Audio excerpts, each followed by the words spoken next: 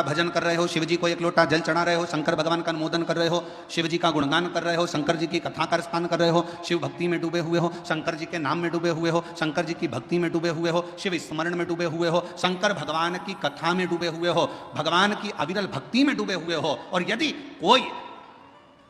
तुम्हारा बुरा कर रहा है, तुम्हारे लिए बुरा लिख रहा है, तुम्हारे लिए बुरा बोल रहा है, तुम्हारे लिए बुरा करने की तैयारी में है, समझ लेना उसके घर का व्यक्ति कोई ना कोई घर में या तो बीमार पड़ा रहेगा या उसके घर में धीरे धीरे तकलीफें बढ़ती चली जाएगी और उसको मरते दम तक धीरे धीरे केवल भुगतना ही पड़ेगा, वो सुखी नहीं रह सकता।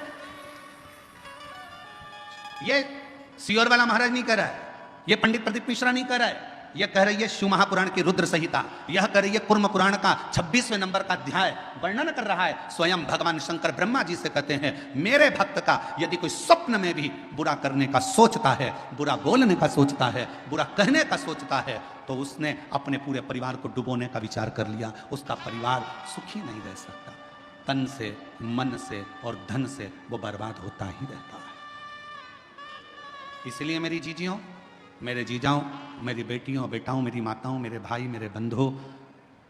मेरे पिता तुल्य बुजुर्ग बंधुओं, मैं आपसे निवेदन करना चाहूंगा, सबकी निंदा करिएगा पर शिव की कभी निंदा नहीं। सबकी निंदा करिए पर शंकर के भक्त की कभी निंदा नहीं। कारण एक